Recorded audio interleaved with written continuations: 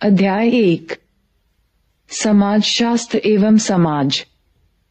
परिचय। हम शुरुआत करते हैं कुछ सुझावों से जो प्रायः आप जैसे युवा विद्यार्थियों के सम्मुख रखे जाते हैं। एक सुझाव प्रायः दिया जाता है कि मेहनत से पढ़ाई करोगे तो जीवन में सफलता पाओगे। दूसरा सुझाव ये होता है कि यदि आप इस विषय अथवा विषयों के समूह की पढ़ाई करेंगे तो भविष्य में अच्छी नौकरी मिलने की ज्यादा संभावना रहेगी। तीसरा सुझाव इस प्रकार हो सकता है कि किसी लड़के के लिए यह विषय ज्यादा उपयुक्त नहीं दिखता, अथवा एक लड़की के तौर पर क्या आपके विषयों का चुनाव व्यवहारिक है। चौथा सुझाव, आपके परिवार को आपकी नौकरी की शीघ्र आवश्यकता है तो ऐसा व्यवसाय न चुनें जिसमें बहुत ज्यादा समय लगता हो, अथवा आपको अपने पारिवारिक व्यवसाय में कार्य करना है तो आप इस विषय को पढ़ने की इच्छा क्यों रखते हैं। आइए हम इन सुझावों पर गौर करें। क्या आप सोचते हैं कि पहला सुझाव बाकी 3 सुझावों का खंडन करता है? क्योंकि पहला सुझाव दर्शाता है कि यदि आप कठिन परिश्रम करेंगे तो आप अच्छा कार्य करेंगे और अच्छी नौकरी पाएंगे। इसका दारोमदार स्वयं पर है। दूसरा सुझाव ये दर्शाता है कि आपके व्यक्तिगत प्रयास के अलावा नौकरी का एक बाजार है और वह बाजार यह निश्चित करता है कि किस विषय की पढ़ाई करने से नौकरी के अवसर ज्यादा हैं या कम है।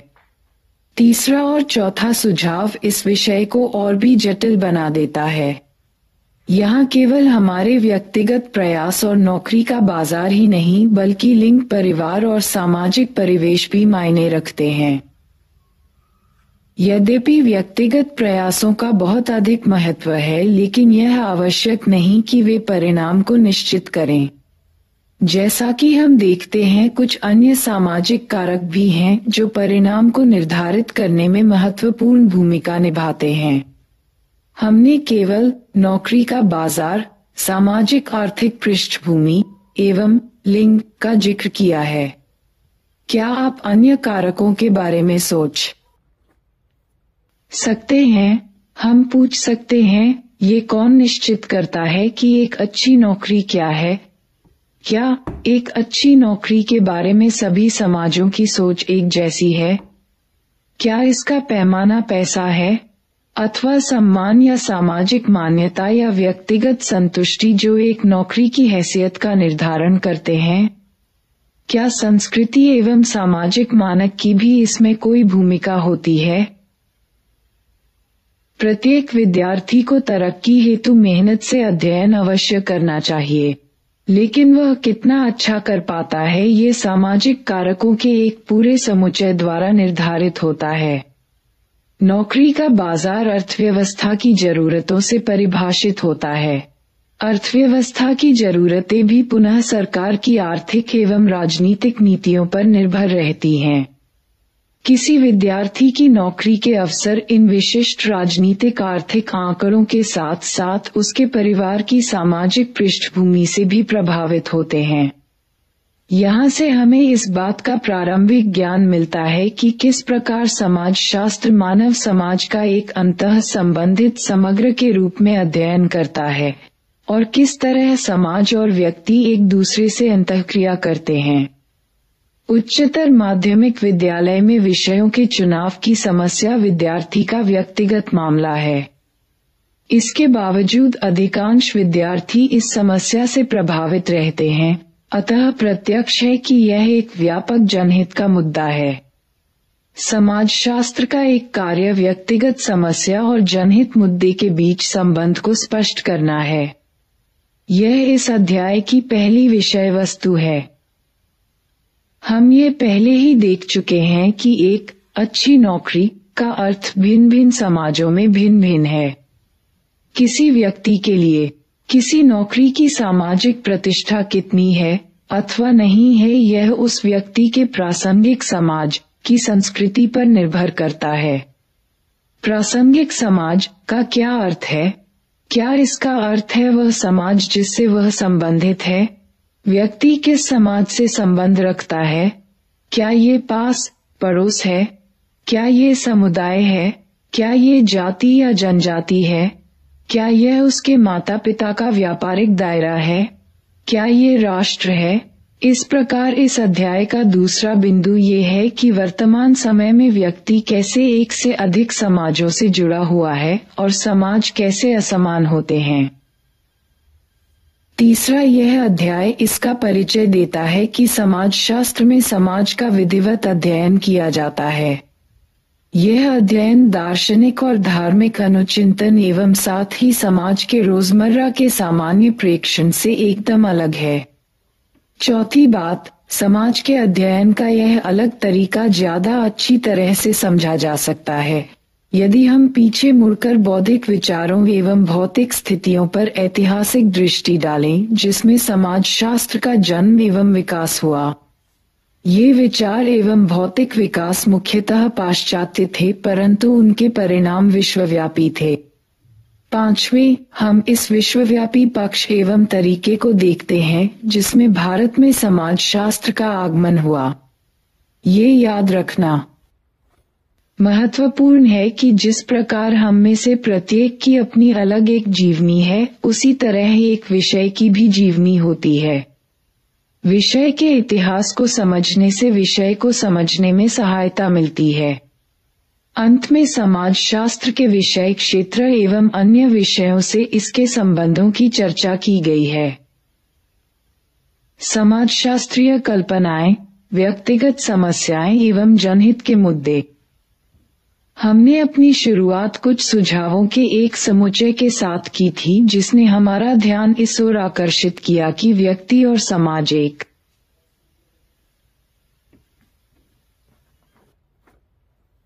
समाजशास्त्रीय कल्पना हमें इतिहास और जीवन कथा को समझने एवं समाज में इन दोनों के संबंध को समझाने में सहायता करती है।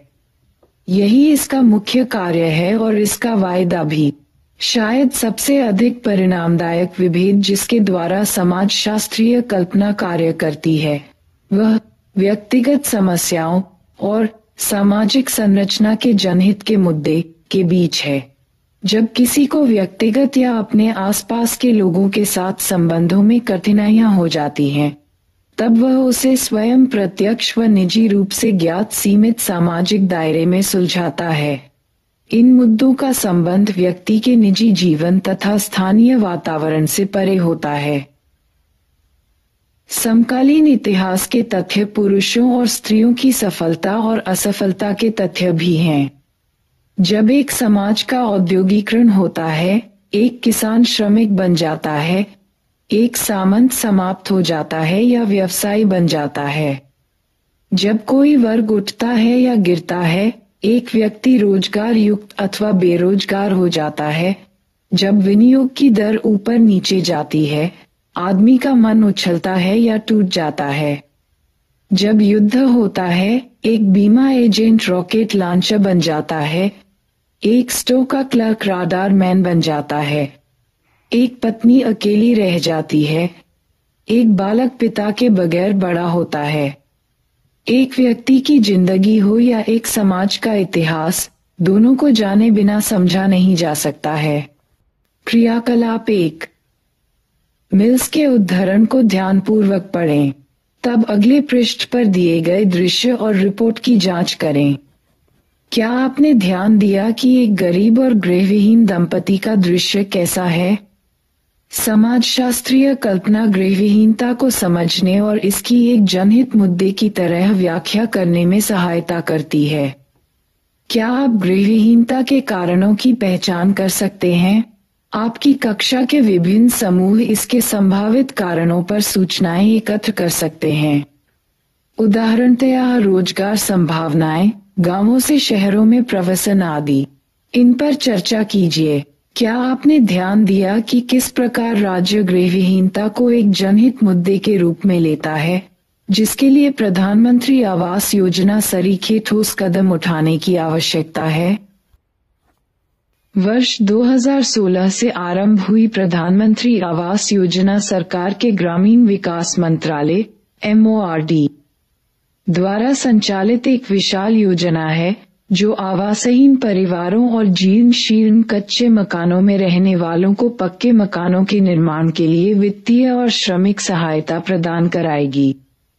क्या आप ऐसे अन्य मुद्दे बता सकते हैं जो व्यक्तिगत समस्याओं और जनहित के मुद्दों में संबंध दर्शाते हैं?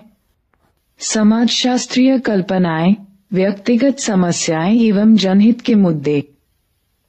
हमने अपनी शुरुआत कुछ सुझावों के एक समुच्चय के साथ की थी जिसने हमारा ध्यान इस ओर आकर्षित किया कि व्यक्ति और समाज एक दूसरे से परस्पर किस प्रकार संबंधित हैं।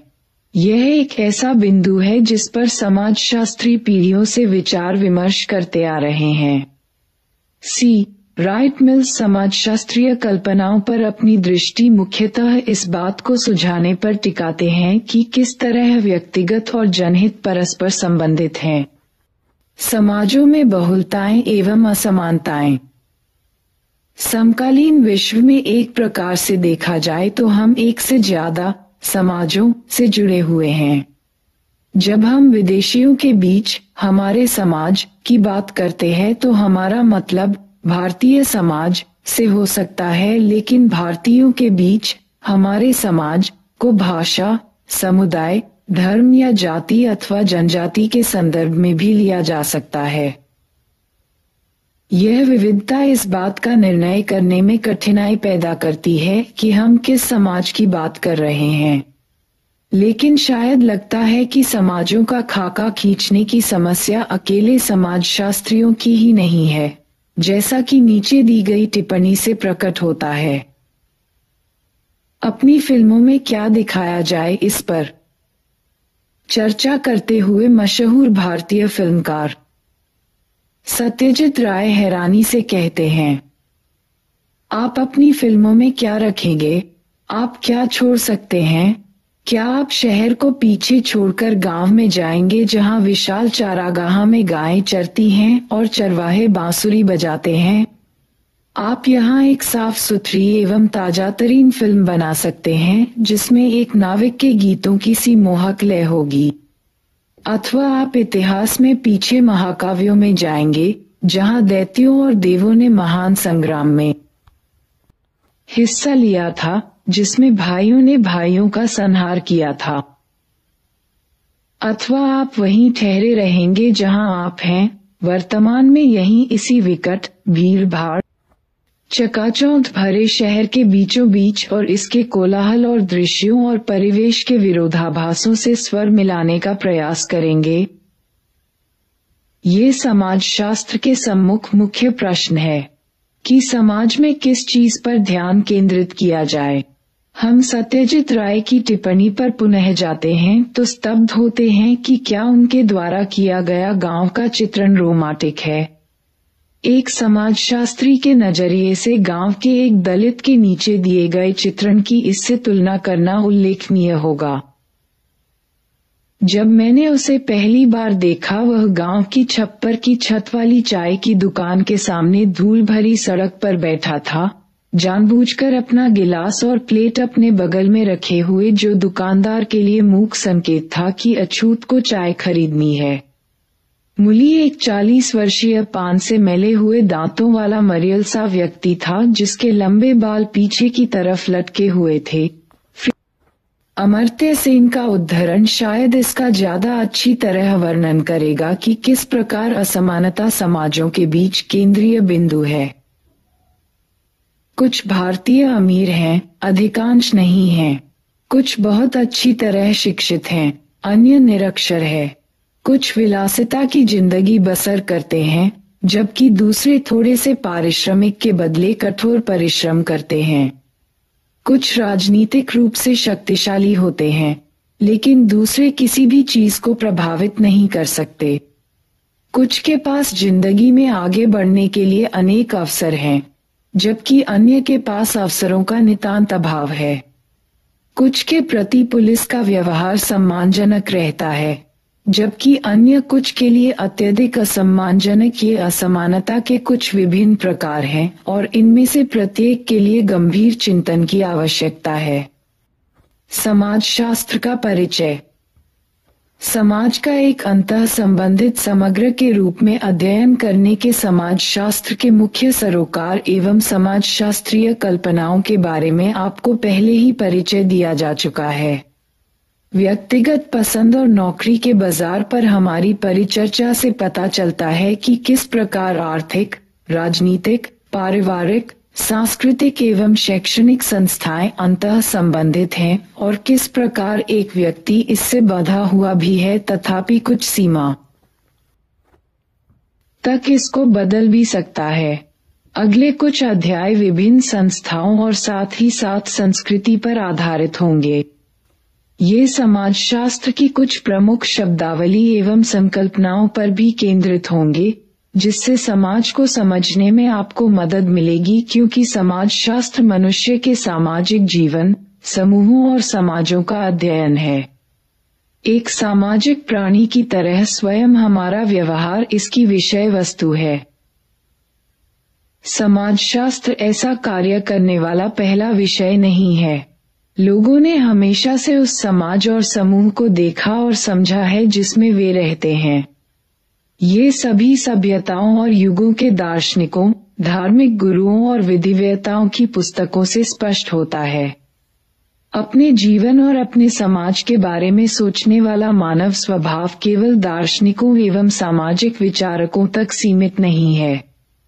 हम सभी के अपनी रोजमर्रा की जिंदगी के बारे में और दूसरों की जिंदगी के बारे में भी अपने अपने विचार रहते हैं और इसी तरह अपने समाज और दूसरे समाजों के बारे में भी।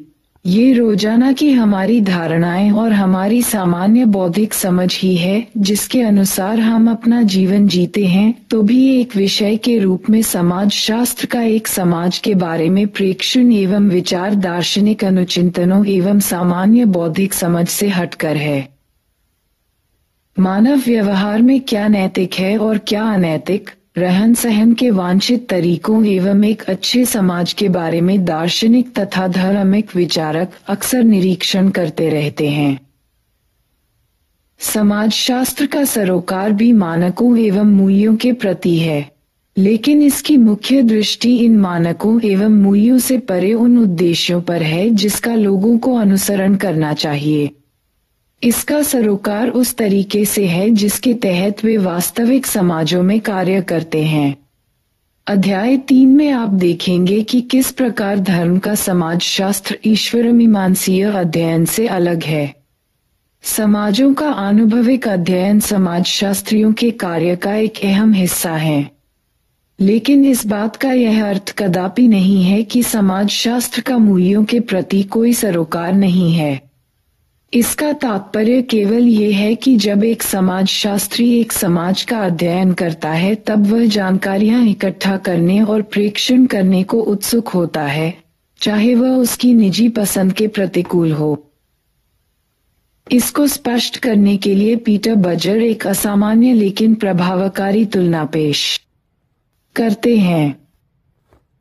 किसी राजनीतिक या सैनिक संघर्ष में विरोधी पक्ष के जासूसी तंत्र द्वारा इस्तेमाल की गई सूचनाओं को हथियाना काफी फायदेमंद होता है, लेकिन इसका कारण यही है कि एक सफल जासूसी तंत्र की सूचनाएं पूर्वाग्रहों से मुक्त होती हैं।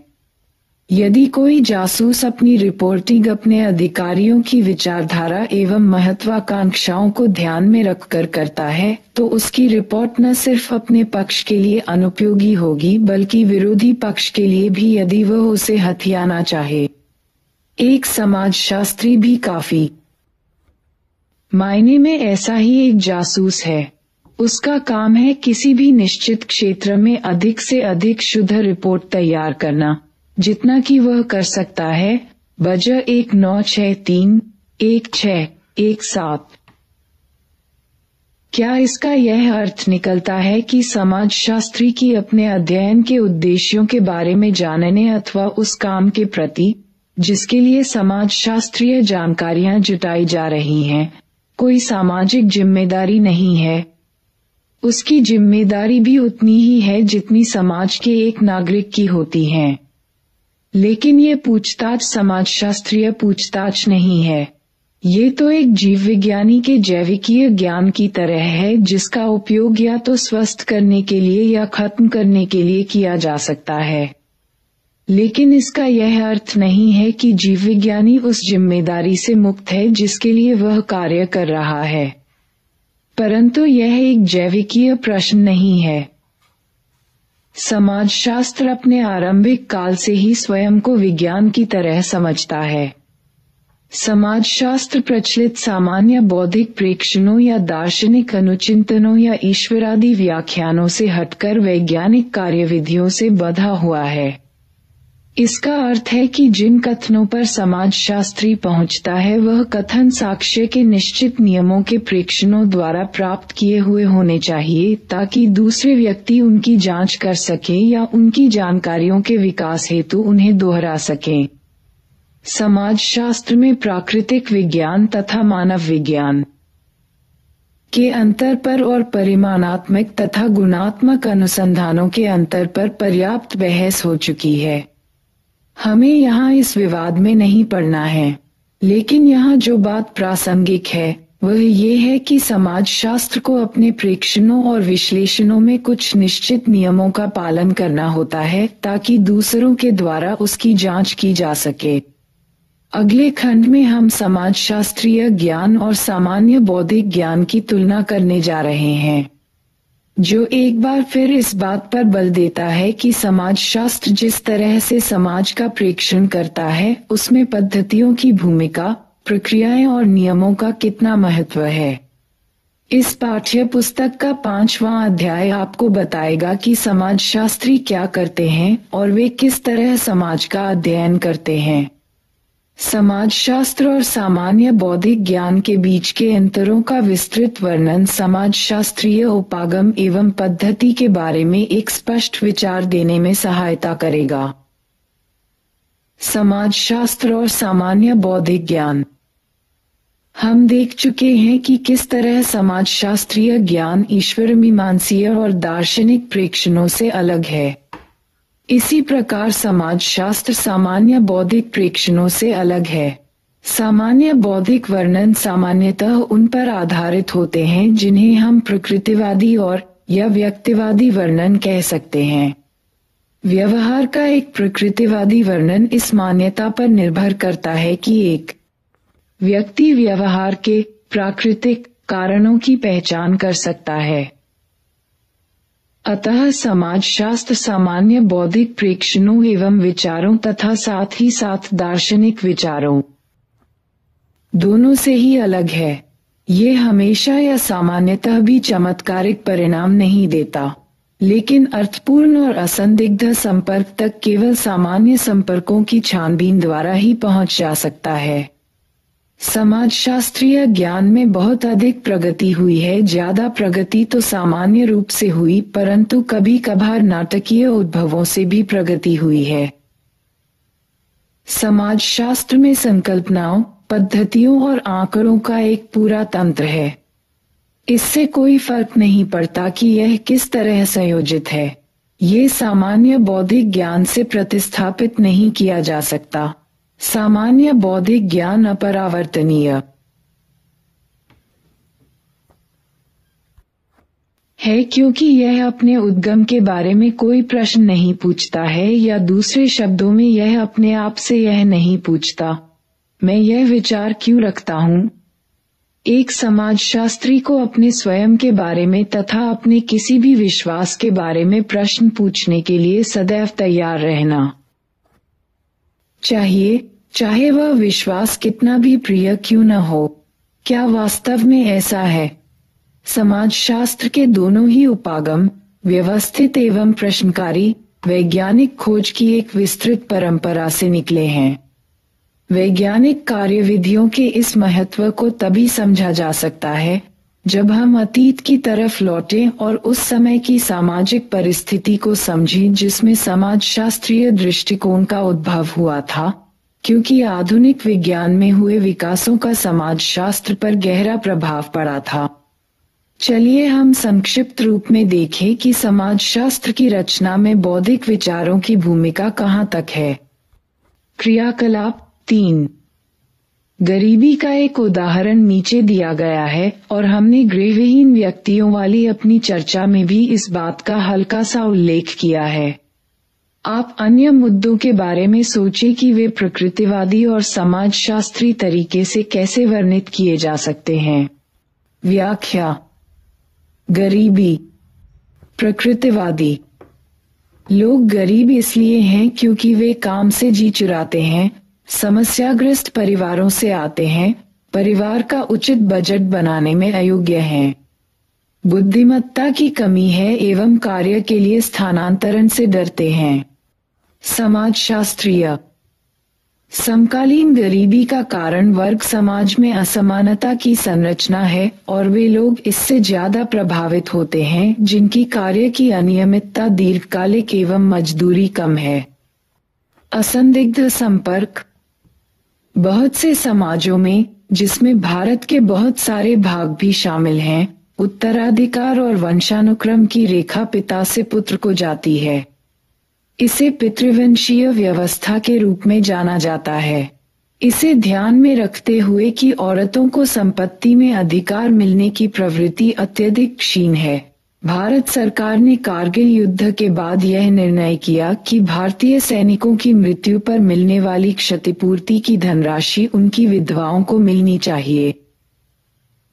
निश्चित रूप से सरकार ने इस फैसले के अवांछित परिणामों का पूर्वानुमान नहीं लगाया। इस कारण बहुत सी विधवाओं को अपने देवरों, पति के भाइयों के साथ शादी करने के लिए मजबूर किया गया। कुछ मामलों में वह देवर, बाद में पति, अल्पवयस्क था जबकि भाभी, बाद में पत्नी, युवती थी। यह इस बात को निश्चित करने के लिए होता था कि क्षतिपूर्ति की धनराशि मृतक के परिवार में ही रहे। क्या आप इस तरह के अवांछित परिणाम वाले किसी अन्य सामाजिक कार्य अथवा ऐसे ही किसी शासकीय फैसले के बारे में सोच सकते हैं? बौद्धिक विचार जिनकी समाजशास्त्र की रचना में भूमिका है।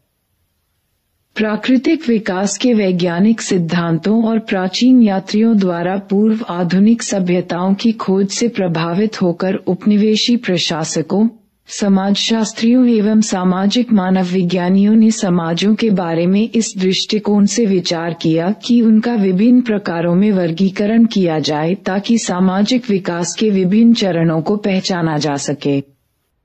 ये लक्षण 19वीं शताब्दी में आरंभिक समाजशास्त्रियों जैसे ऑगस्ट कोत, कार्ल मार्क्स एवं हर्बर्ट स्पेंसर के कार्यों में पुनः दृष्टिगोचर होते हैं। अतः इस बात के प्रयास किए गए कि उन बातों के आधार पर विभिन्न तरह के समाजों का वर्गीकरण किया जाए। उदाहरण के लिए, आधुनिक काल से पहले के समाजों के प्रकार, जैसे शिकारी टोलियां एवं संग्रहकर्ता, चरवाहे एवं कृषक एवं गैर औद्योगिक सभ्यताएं। आधुनिक समाजों के प्रकार, जैसे औद्योगिकृत समाजा। इस प्रकार के क्रमिक विकास का दर्शन यह मानता था कि पश्चिमी संसार आवश्यक रूप से ज्यादा प्रगतिशील एवं सभ्य था। गैर पश्चिमी समाज को अशिष्ट और कम विकसित समझा जाता था। भारतीय औपनिवेशिक अनुभव को भी इसी दृष्टि से देखा जाना चाहिए। भारतीय समाजशास्त्र में भी इसी तरह के तनाव को देखा जा सकता है। बहुत पीछे इतिहास में अंग्रेजी उपनिवेशवाद के समय में जाए और इसका बुद्धिजीवी तथा सिद्धांतवादी जवाब है। सिंह 2004, 19। शायद इसी पृष्ठभूमि के कारण ही भारतीय समाजशास्त्र खासतौर पर विचारशील रहा है और यही इसके व्यवहार में भी दिखता है। चौधरी 2003। अगली पुस्तक, समाज का बोध, में आप भारतीय समाजशास्त्रीय विचार, उसके सरोकारों और इसके वास्तविक व्यवहार के बारे में विस्तार से जानेंगे। डार्विन के जीव विकास के विचारों का आरंभिक समाजशास्त्रीय विचारों पर दृढ़ प्रभाव था। समाज की प्रायः जीवित जैववाद से तुलना की जाती थी और इसके क्रमबद्ध विकास को चरणों में तलाशने के प्रयास किए जाते थे, जिनकी जैविकी जीवन से तुलना की जा सकती थी। समाज को व्यवस्था के भागों के रूप में देखने के तरीके ने, जिसमें प्रत्येक भाग एक खास कार्य निष्पादन में रत हो, सामाजिक संस्थाओं जैसे परिवार या स्कूल एवं संरचनाओं जैसे स्तरीकरण के अध्ययन को बहुत प्रभावित किया। इसकी चर्चा हमने यहाँ इसलिए की है क्योंकि उन बौद्धिक विचारों का, जिनकी समाजशास्त्र की रचना में महत्वपूर्ण भूमिका है, इससे गहरा संबंध है कि किस प्रकार समाजशास्त्र आनुभविक वास्तविकता का अध्ययन करता है। ज्ञानोदय एक यूरोपीय बौद्धिक आंदोलन जो 17वीं शताब्दी के अंतिम वर्षों एवं 18वीं शताब्दी में चला, कारण और व्यक्तिवाद पर बल देता है। उस वक्त वैज्ञानिक जानकारी भी उन्नत अवस्था में थी और साथ ही एक बढ़ता दृढ़ विश्वास ये भी था कि प्राकृतिक विज्ञानों की पद्धतियों द्वारा मानवीय पहलुओं का अध्ययन किया जा सकता है और करना भी चाहिए। उदाहरणार्थ, गरीबी जो अभी तक एक प्राकृतिक प्रक्रिया के रूप में जानी जाती थी, उसे सामाजिक समस्या के रूप में देखना आरंभ हुआ, जो कि मानवीय उपेक्षा अथवा शोषण का परिणाम है। इसलिए गरीबी को समझा जा सकता है और उसका निराकरण हो सकता है। इसके अध्ययन का एक तरीका ये था कि एक सामाजिक सर्वेक्षण किया जाए और यह इस विश्वास पर आधारित हो कि मानवीय प्रक्रियाओं को मापा जा सकता है और इनका वर्गीकरण किया जा सकता है।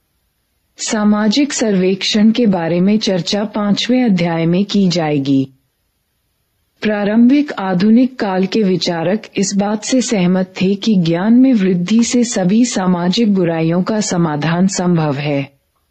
उदाहरण के तौर पर फ्रांसीसी विद्वान ऑगस्ट कोंत 1789-1857, जिनको कि समाजशास्त्र का संस्थापक समझा जाता है, का विश्वास था कि समाजशास्त्र मानव कल्याण में योगदान करेगा।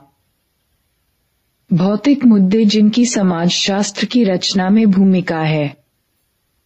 औद्योगिक क्रांति एक नए गतिशील आर्थिक क्रियाकलाप पूंजीवाद पर आधारित थी। औद्योगिक उत्पादन की उन्नति के पीछे यही पूंजीवादी व्यवस्था एक प्रमुख शक्ति थी। पूंजीवाद में नई अभिवृत्तियां एवं संस्थाएं सम्मिलित थीं। उद्यमी निश्चित और व्यवस्थित मुनाफे की आशा से प्रेरित थे। बाजारों ने उत्पादनकारी जीवन में प्रमुख साधन की भूमिका अदा की और माल सेवाएं एवं श्रम वस्तुएं बन गई जिनका निर्धारण तार्किक गणनाओं के द्वारा होता था। नई अर्थव्यवस्था पहले वाली अर्थव्यवस्था से एकदम अलग थी। इंग्लैंड औद्योगिक क्रांति का केंद्र था। औद्योगिकरण द्वारा आया परिवर्तन कितना असरकारी था, इसे समझने के लिए हम औद्योगिकरण से पूर्व की इंग्लैंड की जिंदगी पर सरसरी नजर डालते हैं। औद्योगिकरण से पहले अंग्रेजों का मुख्य पेशा खेती करना एवं कपड़ा बुनना था। अधिकांश लोग गांवों में रहते थे। अपने भारतीय गांवों की तरह ही वहां भी कृषक एवं भूस्वामी, लोहार एवं चमड़ा श्रमिक, जुलाहे एवं कुम्हार, चरवाहे और मद्य निर्माता थे। समाज छोटा था, ये स्तरीकृत था, अर्थात विभिन्न लोगों की परिस्थिति एवं उनकी वर्ग स्थिति स्पष्ट परिभाषित थी। सभी परंपरागत समाजों की तरह ये भी नजदीकी आपसी व्यवहार की विशेषता रखता था। औद्योगिकरण के साथ ही सभी विशेषताएं बदल गई। नई व्यवस्था का एक प्रमुख मूल पक्ष था श्रम की प्रतिष्ठा कम होना, शिल्प संघ, गांव एवं परिवार के सुरक्षित स्थानों से कार्य का अलग होना। रूढ़िवादी एवं परिवर्तनवादी दोनों ही तरह के चिंतक सामान्य श्रमिकों की परिस्थिति की गिरावट को देखकर भयभीत थे, परंतु कुशल कारीगरों की स्थिति अलग थी। नगरीय केंद्रों का विकास और विस्तार हुआ। ऐसा नहीं था कि पहले शहर नहीं थे, लेकिन औद्योगिकरण से पहले उनका स्वरूप अलग था। औद्योगिक शहरों ने एक बिल्कुल नए नगरीय संसार को जन्म दिया। इसकी निशानी थी फैक्ट्रियों का धुआं और कालिक, नई औद्योगिक श्रमिक वर्ग की भीड़भाड़ वाली बस्तियां, गंदगी और सफाई का नितांत अभाव। इसकी अन्य निशानियों में एक था नए प्रकार की सामाजिक अंतःक्रिया। एक हिंदी फिल्म का गीत आगे दिया गया है। फिल्म CID 1956 का ये गीत शहरी जिंदगी के भौतिक एवं अनुभवात्मक पक्षों का चित्रण इस प्रकार करता है। ए दिल है मुश्किल जीना यहाँ, जरा हट के जरा बच के। ये है बॉम्बे मेरी जान, कहीं बिल्डिंग कहीं ट्रामे, कहीं मोटर कहीं मिल, मिलता है यहाँ सब कुछ। एक मिलता नहीं दिल, इंसान का नहीं, कहीं नाम और निशान, कहीं सत्ता कहीं पत्ता, कहीं चोरी कहीं रेस, कहीं डाका कहीं फाका, कहीं ठोकर कहीं ठेस। बेकारों के हैं कई काम यहाँ, बेघर को आवारा यहाँ कहते हंस हंस। खुद काटे गले सबके, कहीं इसको बिजनेस, एक चीज के हैं कई नाम यहाँ। है गीता बुरा दुनिया को है कहता, ऐसा भोला तू ना बन जो है करता, वो है भरता। है यहाँ का ये चलन। भावानुवाद प्यारे दिल, यहाँ जिंदगी मुश्किल है। अगर तुम खुद को बचाना चाहते हो तो तुम्हें देखना पड़ेगा कि तुम किस रास्ते पर जा रहे हो। मेरे प्यारे यह मुंबई है, तुम्हें यहाँ बहुमंजिली इमारतें मिलेंगी, ट्रामें मिलेंगी, वाहन मिलेंगे, कारखाने मिलेंगे। इंसानियत भरे दिल को छोड़कर तुम्हें यहाँ सब कुछ मिलेगा। इंसानियत का यहाँ कोई नामो निशान नहीं है। यहाँ पर जो भी करें उसका कोई मतलब नहीं है। शक्ति या पैसा या चोरी या विश्वासघात ही यहाँ चलता है। अमीर लोग गृहहीन लोगों की आवारा व्यक्तियों की तरह हंसी उड़ाते हैं, लेकिन जब वह एक दूसरे के गले काटते हैं तब उसे व्यापार कहते हैं। यहाँ इस एक कार्य को कई नाम दिए गए हैं। अंग्रेजी कारखानों के मशीनों द्वारा तैयार माल के आगमन से भारी तादाद में भारतीय दस्तकार बर्बाद हो गए, क्योंकि अत्यधिक विकसित कारखानों में उनकी खपत नहीं हो सकती थी। इन बर्बाद दस्तकारों ने मुख्यतः जीवन निर्वाह के लिए खेती को अपना लिया। देसाई 1975-70। अक्सर कारखानों और इसके यांत्रिकी श्रम विभाजन को किसानों, दस्तकारों, साथ ही साथ परिवार और स्थानीय समुदायों को इस तरह समाप्त कर दिया कि लगता था जैसे ये जानबूझकर किया गया था। कारखाने को एक आर्थिक कठोर नियंत्रण के रूप में देखा गया जो अभी तक बैरकों और जेलों तक था।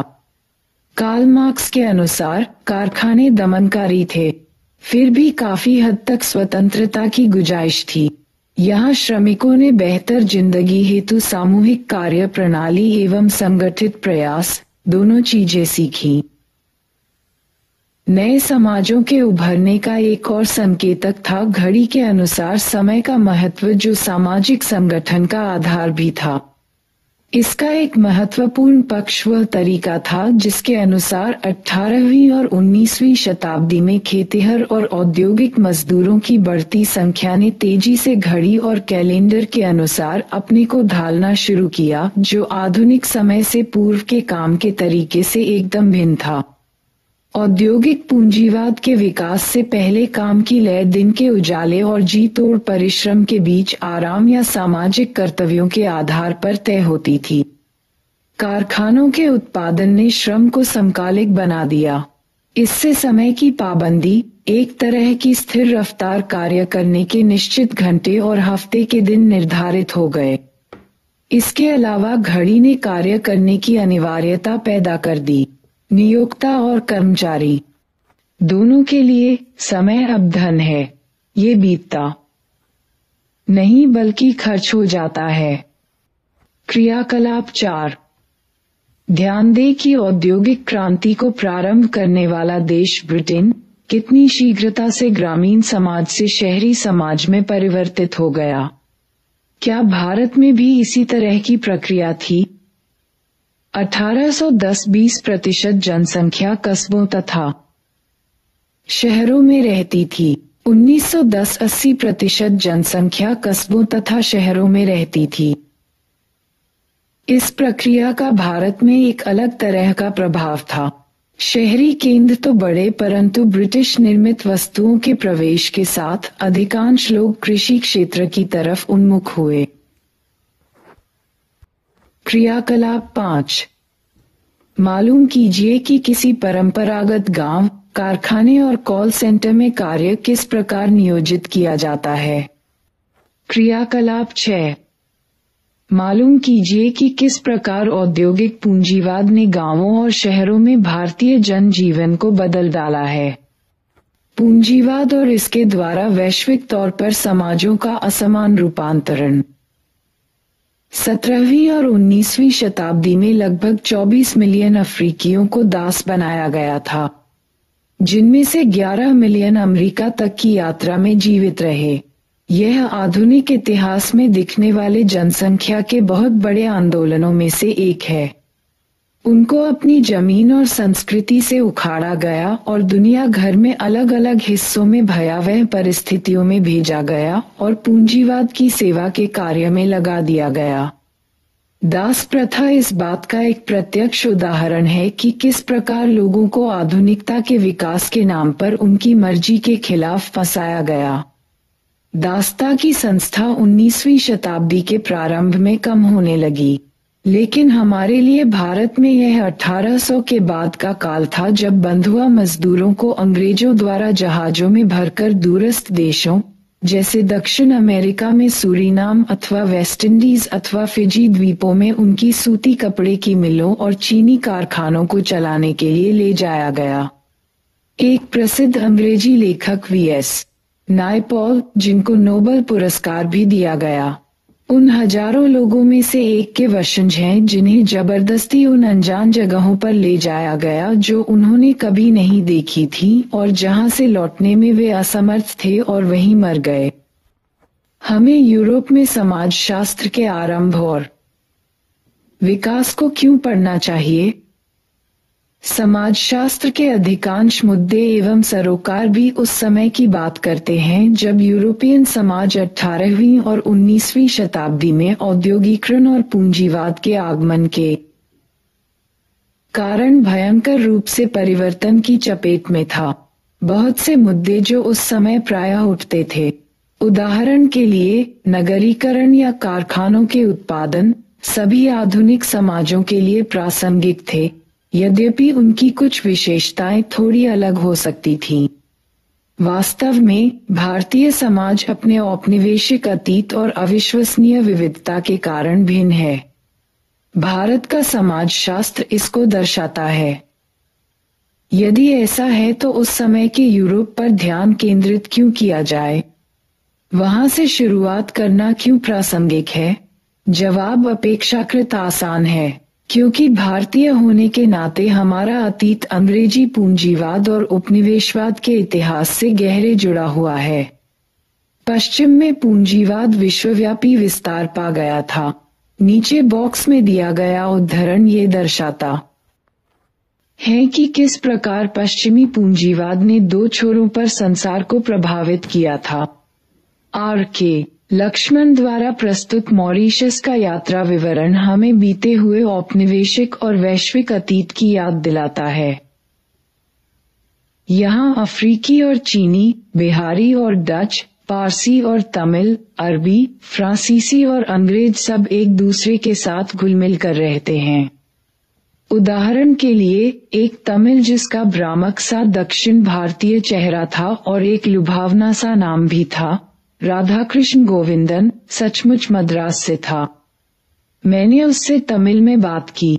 उसने मुझे फ्रेंच मिश्रित टूटी फूटी इंग्लिश में कठिनाई से जवाब देकर आश्चर्यचकित कर दिया। श्रीमान गोविंदन को तमिल का ज्ञान बिल्कुल नहीं है और उनकी जिह्वा ने तमिल का उच्चारण करना शताब्दियों पहले बंद कर दिया है।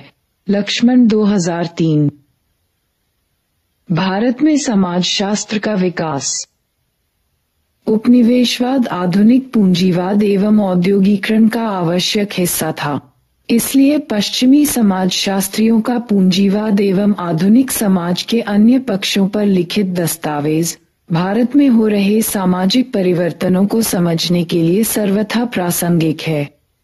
फिर भी जब हम शहरीकरण के संदर्भ में देखते हैं, उपनिवेशवाद में ये तथ्य निहित है कि आवश्यक नहीं है कि औद्योगिकरण का असर भारत में भी उतना ही था जितना पश्चिम में कार्ल मार्क्स के ईस्ट इंडिया कंपनी के प्रभाव को लेकर की गई टिप्पणियों से असमानता उजागर होती है। भारत जो पिछले काफी समय से विश्व की एक महान कपास उत्पादन कार्यशाला थी, अब इंग्लिश धागों और सूती सामान से भरा पड़ा था।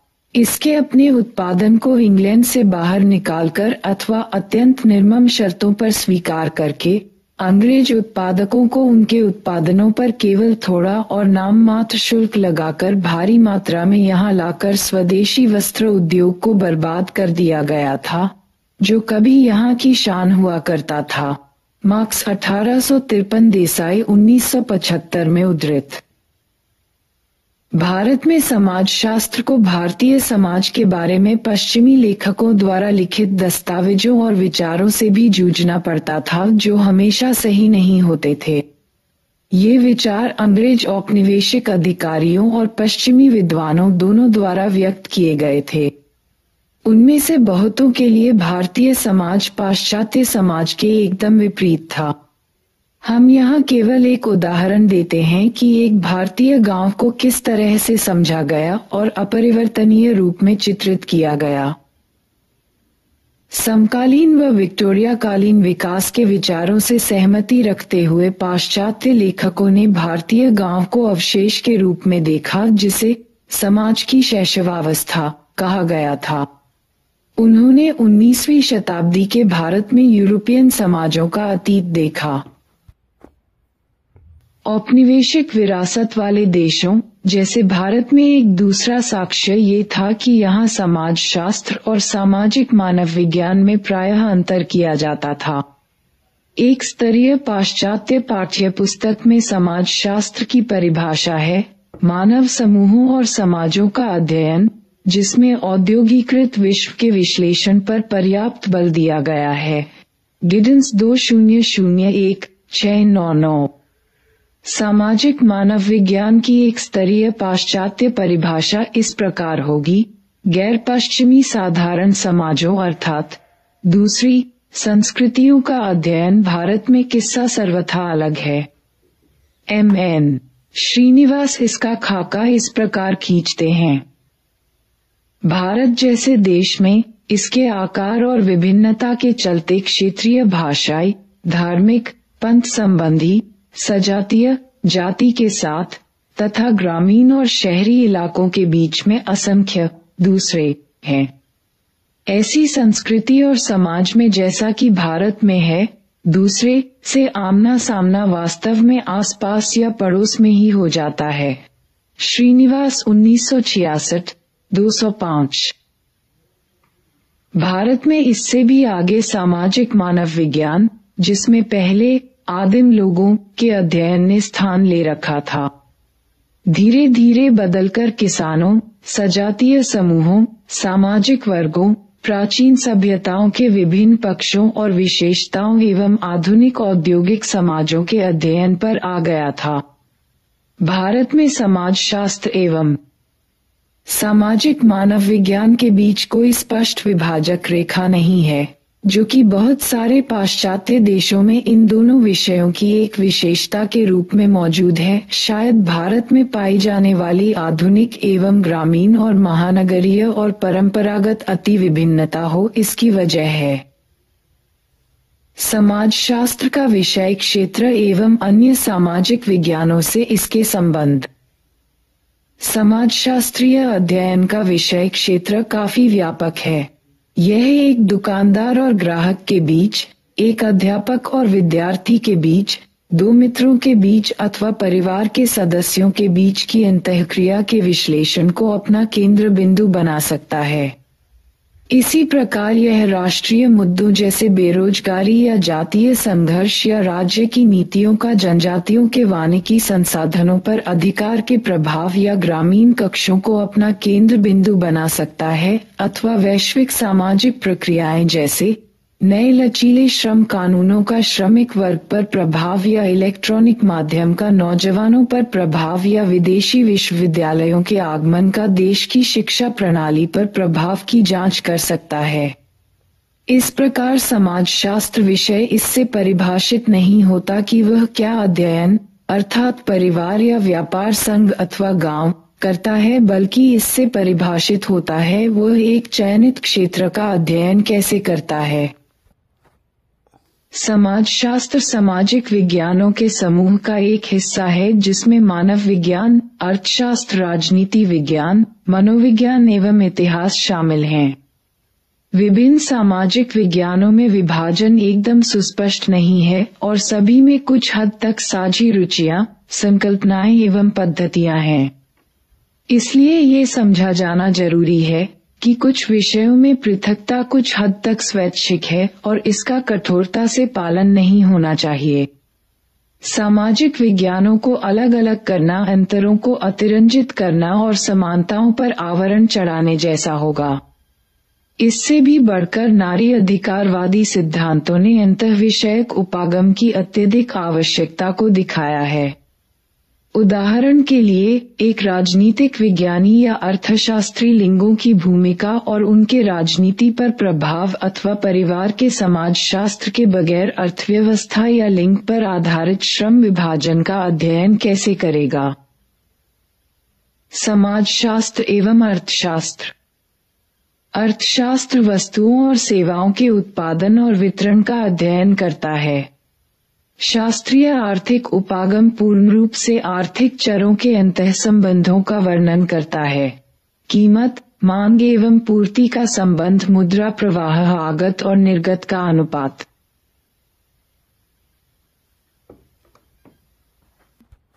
और इसी तरह अन्य परंपरागत अर्थशास्त्र के अध्ययन का केंद्र आर्थिक क्रियाकलाप के संकुचित दायरे तक रहा है। मुख्यतः किसी एक समाज में अपर्याप्त वस्तुओं एवं सेवाओं का वितरण। वे अर्थशास्त्री जो राजनीतिक आर्थिक उपागम से प्रभावित हैं, आर्थिक क्रियाकलापों को स्वामित्व के रूप में उत्पादन के साधनों के साथ संबंधों के विस्तृत दायरे में समझने का प्रयास करते हैं। आर्थिक विश्लेषण में प्रभावी प्रकृति का उद्देश्य किसी तरह से आर्थिक व्यवहार के सुनिश्चित कानूनों का निर्माण करना था। समाजशास्त्रीय उपागम आर्थिक व्यवहार को सामाजिक मानकों, मूल्यों, व्यवहारों और हितों के व्यापक परिप्रेक्ष्य में देखता है। निगमित क्षेत्र के प्रबंधक इस बात को जानते हैं। विज्ञापन उद्योग में भारी निवेश का सीधा संबंध उपभोग के तरीकों और जीवन शैली को नया रूप देने की आवश्यकता से है। अर्थशास्त्र के अंदर की प्रवृत्तियां जैसे नारीवादी अर्थशास्त्री लिंग को समाज के केंद्रीय संगठनकारी सिद्धांत की तरह पेश कर इसके दायरे को बढ़ाना चाहते हैं। उदाहरण के लिए वे ये देखेंगे कि किस प्रकार घर पर किया गया कार्य बाहर की उत्पादकता से जुड़ा हुआ है। अर्थशास्त्र के परिभाषित विषय क्षेत्र ने इसको एक अत्यधिक केंद्रित और विचारशील विषय के रूप में सुविधाजनक तरीके से विकसित होने में मदद की है।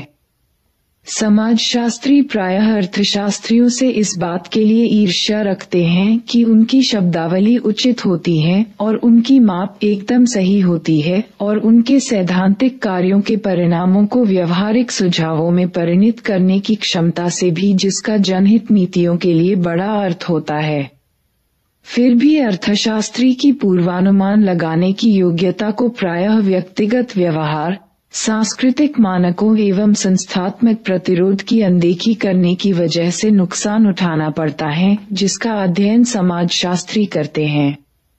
पियरे बोर्ड ने 1998 में लिखा है, वास्तविक आर्थिक विज्ञान अर्थव्यवस्था की प्रत्येक लागत पर ध्यान देगा, केवल निगमित निकायों से संबंधित लागतों पर ही नहीं, बल्कि अपराध, आत्महत्याओं और ऐसी ही अन्य लागतों पर भी।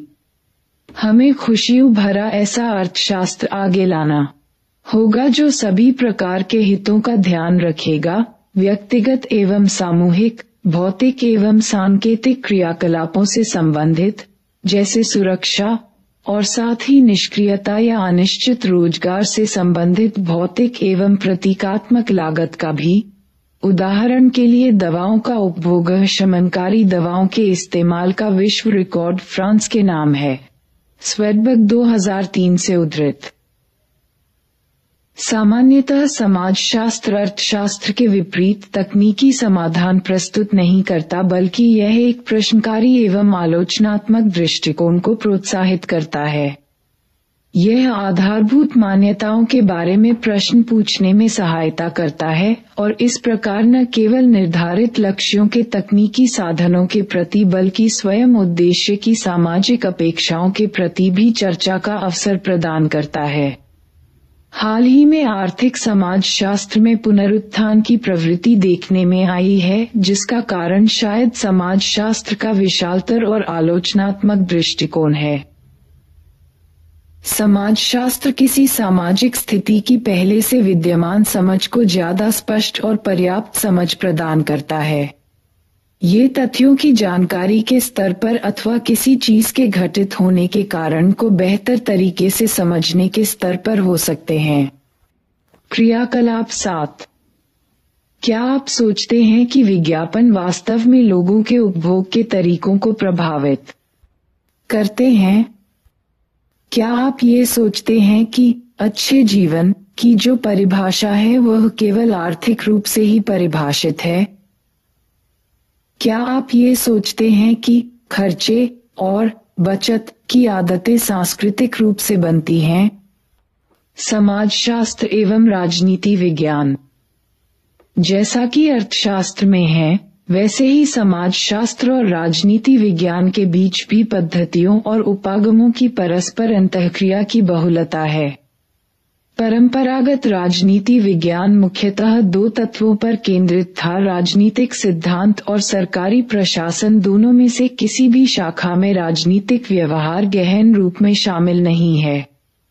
सामान्यतः सैद्धांतिक भाग में प्लेटो से लेकर मार्क्स तक के सरकार संबंधी विचारों को केंद्र बिंदु बनाया गया है, जबकि प्रशासनिक भाग का केंद्र बिंदु सरकार के वास्तविक संचालन की तुलना में इसका औपचारिक ढांचा रहा है।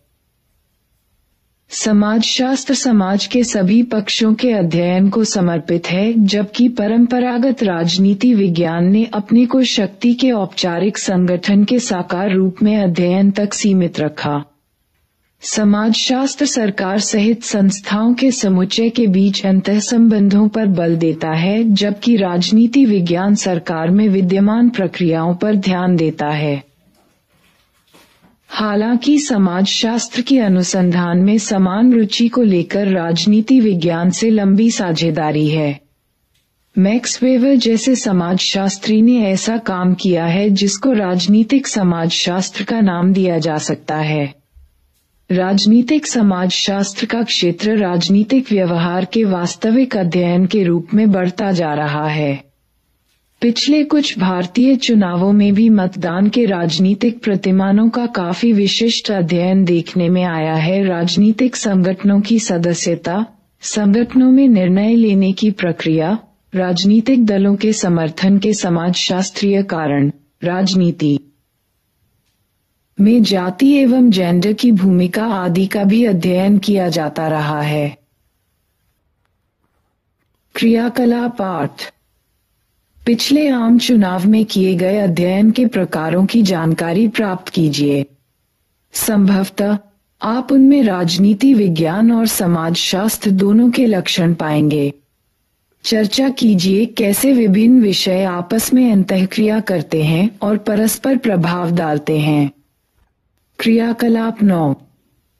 जानकारी प्राप्त कीजिए कि इतिहासकारों ने कला, क्रिकेट, कपड़े, फैशन, वास्तुकला एवं भवन विन्यास के इतिहास के बारे में किस प्रकार लिखा है। समाजशास्त्र एवं इतिहास। इतिहासकार एक तरह से नियम के मुताबिक अतीत का अध्ययन करते हैं, जबकि समाजशास्त्री समकालीन समय या कुछ ही पहले के अतीत में ज्यादा रुचि रखते हैं। इतिहासकार पहले वास्तविक घटनाओं के चित्रण में एवं चीजें वास्तव में कैसे घटित हुई इसे स्थापित करने में सतुनिष्ठ होते थे, जबकि समाजशास्त्र में असामयिक संबंधों को स्थापित करने पर ध्यान केंद्रित था।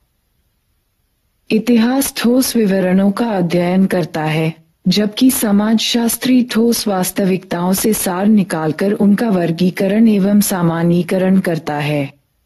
आजकल इतिहासकार अपने विश्लेषण में समाजशास्त्रीय पद्धतियों एवं धारणाओं का उपयोग करने लगे हैं।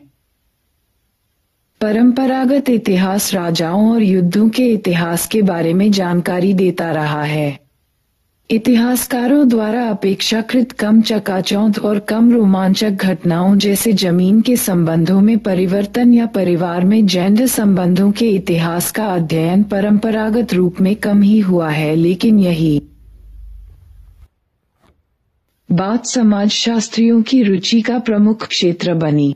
हालांकि आजकल इतिहास काफी हद तक समाजशास्त्रीय हो गया है और सामाजिक इतिहास तो इतिहास की विषय वस्तु है। ये शासकों के कार्यों, युद्ध एवं राजतंत्रवाद के बजाय सामाजिक प्रतिमानों, लिंग संबंधों, लोकाचार, प्रथाओं एवं प्रमुख संस्थाओं का अध्ययन करता है। समाजशास्त्र एवं मनोविज्ञान। मनोविज्ञान को प्रायः व्यवहार के विज्ञान के रूप में परिभाषित किया जाता है।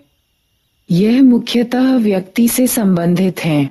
यह उसकी बौद्धिकता एवं सीखने की प्रवृत्ति, अभिप्रेरणाओं एवं याददाश्त, तंत्रिका प्रणाली एवं प्रतिक्रिया का समय, आशाओं और डर में रुचि रखता है।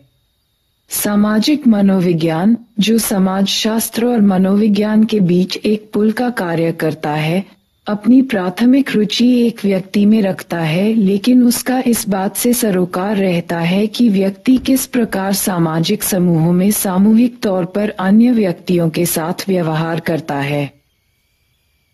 समाजशास्त्र समाज में संगठित व्यवहार को समझने का प्रयास करता रहता है। यही वह तरीका है जिससे समाज के विभिन्न पक्षों द्वारा व्यक्तित्व को आकार मिलता है। उदाहरण के लिए आर्थिक और राजनीतिक व्यवस्था, उनका परिवार और नातेदारी संरचना, उनकी संस्कृति, मानक एवं मूल्य। ये याद करना रुचिकर होगा कि दुर्खाइम, जिन्होंने आत्महत्या के अपने प्रख्यात अध्ययन में समाजशास्त्र को स्पष्ट पद्धति एवं विषय क्षेत्र में स्थापित करने की चेष्टा की, इसमें उन्होंने उन व्यक्तियों की व्यक्तिगत उत्कंठाओं को बाहर ही रखा जिन्होंने आत्महत्या की या इसकी चेष्टा की। यह उस सांख्यिकीय आंकड़े के लिए किया गया जो उन व्यक्तियों की कई सामाजिक विशेषताओं से सरोकार रखते थे। समाजशास्त्र एवं सामाजिक मानव विज्ञान। अधिकांश देशों में मानव विज्ञान में पुरातत्व विज्ञान, भौतिक मानव विज्ञान, सांस्कृतिक इतिहास, भाषा की विभिन्न शाखाएं और सामान्य समाजों में जीवन के सभी पक्षों का अध्ययन शामिल है। यहाँ हमारा सरोकार सामाजिक मानव विज्ञान और सांस्कृतिक मानव विज्ञान से है, क्योंकि यह समाजशास्त्र के अध्ययन के एकदम निकट है। समाजशास्त्र को आधुनिक जटिल समाजों का अध्ययन समझा जाता है, जबकि सामाजिक मानव विज्ञान को सरल समाजों का अध्ययन समझा जाता है। हमने पहले देखा है कि प्रत्येक विषय का अपना इतिहास अथवा जीवनी होती है। सामाजिक मानव विज्ञान का विकास पश्चिम में उन दिनों हुआ जब यह माना जाता था कि पश्चिमी शिक्षित सामाजिक मानव विज्ञानियों ने गैर यूरोपियन समाजों का अध्ययन किया, जिनको प्रायः विजातीय, अशिष्ट और असभ्य समझा जाता था। जिनका अध्ययन किया गया और जिनका अध्ययन नहीं किया गया था, उनके बीच के असमान संबंध पर ज्यादा टिप्पणी नहीं की गई। लेकिन अब समय बदल गया है और अब वे मूल निवासी विद्यमान हैं, चाहे वे भारतीय हैं या सूडानी, नागा हैं या संथाल, जो अब अपने समाजों के बारे में बोलते हैं और लिखते हैं। अतीत के मानव विज्ञानियों ने सरल समाजों का विवरण तटस्थ वैज्ञानिक तरीके से लिखा था। प्रत्यक्ष व्यवहार में वे लगातार उन समाजों की तुलना आधुनिक पश्चिमी समाजों से करते रहे थे, जिसे वे एक मानदंड के रूप में देखते थे। अन्य परिवर्तनों ने भी समाजशास्त्र और सामाजिक मानव विज्ञान की प्रकृति को पुनः परिभाषित किया है। जैसा कि हमने देखा, आधुनिकता ने एक ऐसी प्रक्रिया की शुरुआत की जिसमें छोटे से छोटा गांव भी भूमंडलीय प्रक्रियाओं से प्रभावित हुआ। इसका प्रत्यक्ष उदाहरण है उपनिवेशवाद। ब्रिटिश उपनिवेशवाद के दौरान भारत के अत्यधिक दूरस्थ गांवों ने भी अपने प्रशासन और भूमि कानूनों में परिवर्तन, अपने राजस्व उगाही में परिवर्तन और अपने उत्पादक उद्योग को समाप्त होते हुए देखा था। समकालीन भूमंडलीय प्रक्रियाओं ने दुनिया के इस प्रकार से सिकुड़ने को और ज्यादा बल प्रदान किया है। एक सरल समाज का अध्ययन करते समय ये मान्यता थी कि यह एक सीमित समाज था। हम जानते हैं कि आज ऐसा नहीं है। क्रियाकलाप 10। मालूम कीजिए कि असम के चाय बागानों में काम करने वाले संथाल जाति के श्रमिकों के पूर्वज भारत में कहां से आए थे। असम में चाय की खेती की शुरुआत कब हुई? क्या अंग्रेज उपनिवेशवाद से पहले चाय पीते थे? सामाजिक मानव विज्ञान द्वारा सरल व निरक्षर समाजों पर किए गए परंपरागत अध्ययन का प्रभाव मानव विज्ञान की विषय वस्तु और विषय सामग्री पर पड़ा। सामाजिक मानव विज्ञान की प्रवृत्ति समाज, सरल समाज के सभी पक्षों का एक समग्र में अध्ययन करने की होती थी। अभी तक जो विशेषज्ञता प्राप्त हुई है वह क्षेत्र पर आधारित थी, उदाहरण के लिए अंडमान द्वीप समूह, नुअर अथवा मेलेनेसिया। समाजशास्त्री जटिल समाजों का अध्ययन करते हैं, समाज के भागों जैसे नौकरशाही या धर्म या जाति अथवा एक प्रक्रिया जैसे सामाजिक गतिशीलता पर ध्यान केंद्रित करते हैं। अतः सामाजिक मानव विज्ञान की विशेषता समाज के भागों जैसे नौकरशाही या धर्म या जाति अथवा एक प्रक्रिया जैसे सामाजिक गतिशीलता पर ध्यान केंद्रित करते हैं।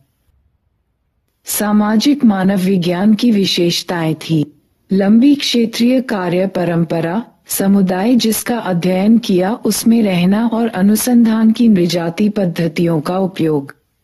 समाजशास्त्री प्रायः सांख्यिकी एवं प्रश्नावली विधि का प्रयोग करते हुए सर्वेक्षण पद्धति एवं संख्यात्मक आंकड़ों पर निर्भर करते हैं। 5वें अध्याय में आप इन परंपराओं के बारे में और ज्यादा विस्तार से जान पाएंगे। आज एक सरल और जटिल समाज में अंतर को स्वयं एक बड़े पुनर्विचार की आवश्यकता है। भारत स्वयं परंपरा और आधुनिकता का, गांव और शहर का, जाति और जनजाति का, वर्ग एवं समुदाय का एक जटिल मिश्रण है। गांव राजधानी दिल्ली के बीचों बीच बसे हुए हैं। कॉल सेंटर देश के विभिन्न कस्बों से यूरोपीय और अमेरिकी ग्राहकों की सेवा करते हैं। भारतीय समाजशास्त्र दोनों परंपराओं से सार ग्रहण करने में काफी उदार रहा है। भारतीय समाजशास्त्री अक्सर भारतीय समाजों के अध्ययन में केवल अपनी संस्कृति का नहीं बल्कि उनका भी अध्ययन करते हैं जो उनकी संस्कृति का हिस्सा नहीं है। ये शहरी आधुनिक भारत के जटिल अंतर करने वाले समाजों के साथ साथ जनजातियों का भी एक समग्र रूप में अध्ययन कर सकता है। इस बात का डर बना रहता था कि सरल समाजों के खत्म होने से सामाजिक मानव विज्ञान अपनी विशिष्टता खो देगा और समाजशास्त्र में मिल जाएगा।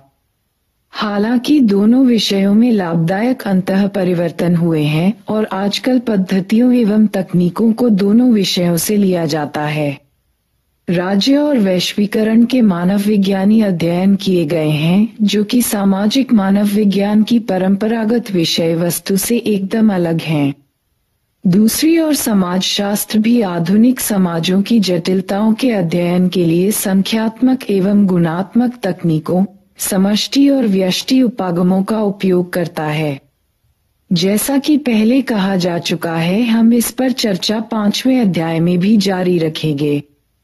क्योंकि भारत में समाजशास्त्र और सामाजिक मानव विज्ञान में अति निकट का संबंध रहा है। शब्दावली: पूंजीवाद, आर्थिक उद्यम की एक व्यवस्था जो कि बाजार विनिमय पर आधारित है।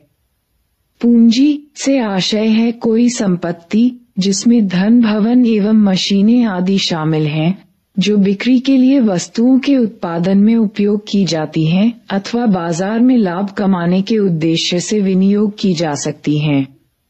यह व्यवस्था उत्पादन के साधनों और संपत्तियों के निजी स्वामित्व पर आधारित है।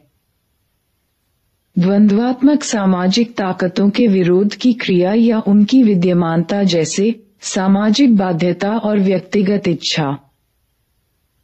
आनुभविक अन्वेषण समाजशास्त्रीय अध्ययन में दिए गए किसी भी क्षेत्र में की जाने वाली तथ्यपरक जांच। नारीवादी सिद्धांत एक समाजशास्त्रीय दृष्टिकोण जो सामाजिक विश्व का विश्लेषण करते समय लिंग की महत्ता को केंद्र में रखने पर बल देता है। यद्यपि इस सिद्धांत के कई तत्व हैं, लेकिन उन सबका एक सरोकार है समाज में लिंग के आधार पर होने वाली असमानता की व्याख्या करना एवं उसे दूर करने के लिए कार्य करना। सामाजिक बाध्यता एक शब्द जो इस तथ्य को दर्शाता है कि हम जिन समूहों और समाजों के हिस्से हैं वे हमारे व्यवहार को अनुकूलता के हिसाब से प्रभावित करते हैं। मूल्य व्यक्ति या समूहों द्वारा माना जाने वाला विचार कि क्या जरूरी है, सही है, अच्छा है या बुरा। विभिन्न मूल्य मानव संस्कृति की विभिन्नता के मुख्य पक्षों को दर्शाते हैं।